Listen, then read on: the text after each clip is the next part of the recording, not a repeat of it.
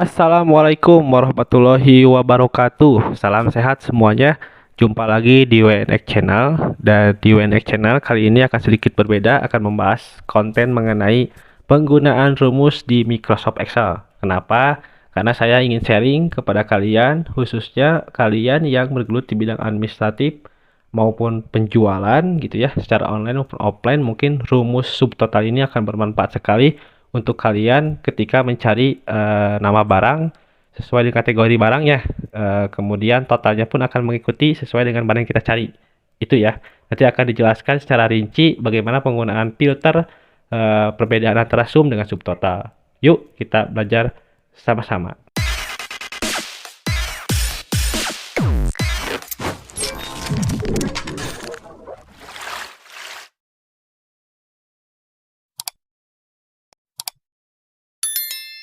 Baik, di sini saya sudah menyiapkan sebuah tabel tentang simulasi penjualan.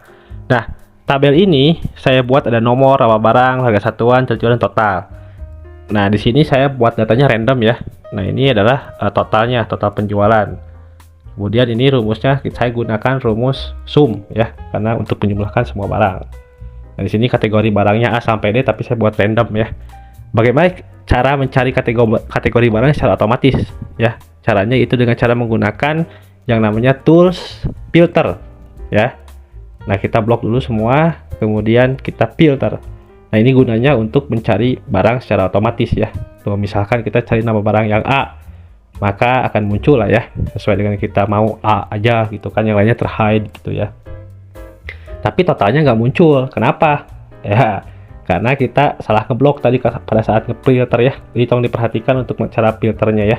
Bagaimana cara memunculkan jumlah pada saat di hide itu menyisipkan satu baris di atas jumlah ya. Jadi nanti kalian sisipkan dulu satu baris di atas jumlah supaya nanti ketika difilter akan muncul gitu ya, muncul jumlahnya gitu. Oh, kok ini masih nggak muncul ya jumlahnya? Oh, tadi salah ngeblok. Jadi gini, ngebloknya dari C5 ya, C5 sampai G24. Jadi yang jumlahnya itu jangan kalian blok ya, cukup sampai dengan di atas jumlah aja, sampai sesuai dengan yang di video ya. Jadi dari C5 sampai dengan G24. Nah, nanti kita akan coba lihat supaya jumlahnya ini muncul gitu ya pada saat dicari. Oke, yang A tuh kan muncul. Jadi jangan kalian blok semuanya ya. Jadi sampai dengan di atas jumlahnya aja yang tadi sudah disisipkan satu baris. Oke. Jadi jumlahnya akan muncul gitu ya, baris jumlahnya. Oke, jadi rumus subtotal ini sebetulnya akan bermanfaat sekali ketika kita cari kategori yang sangat banyak dan lebih praktis gitu ya.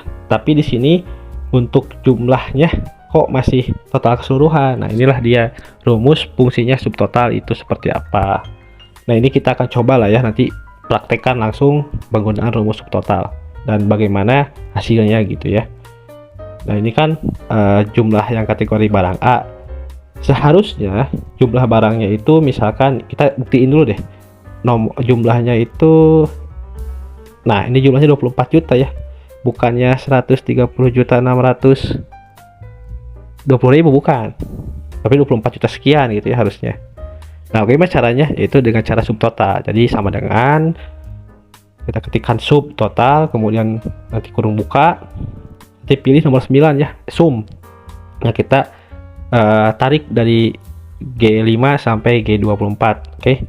Nah, ini sama jumlahnya karena keseluruhan, tapi akan berbeda pada saat di filterisasi. Jadi ketika kategori barang yang kita cari, maka jumlahnya pun akan mengikuti sesuai dengan barang yang kita cari. Oke, kita buktiin ya.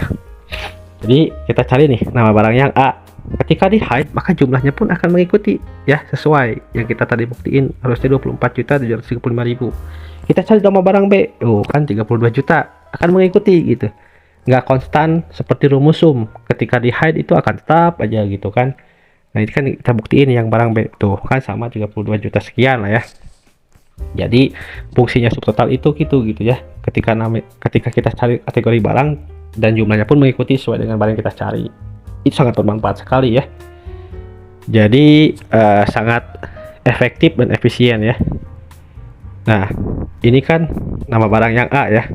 Jangan kalian sum kalau ketika ngebuktiin gitu ya. karena kan yang terhide-nya pun akan ikut terjumlah. Jadi saran saya kalau mau ngebuktiinnya ya gitu kan, misalkan oh ini bener kan jumlahnya, coba aja manual, tapi dengan cara ya manual maksudnya dengan sama dengan kemudian tambah gitu, jangan pakai sum, karena kan kalau ngebuktiin itu spesiesnya di hide, jadi akan ngejumlah pasti.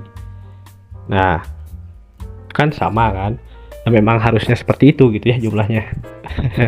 Oke, jadi sekian yang dapat saya coba sharing kepada kalian. Mudah-mudahan tutorial ini bermanfaat ya. Untuk kalian yang pengen rumus-rumus yang lainnya, silahkan komen di bawah dan kasih komentar yang positif. Oke, jangan lupa like and subscribe WNX channel supaya lebih berkembang. Assalamualaikum warahmatullahi wabarakatuh.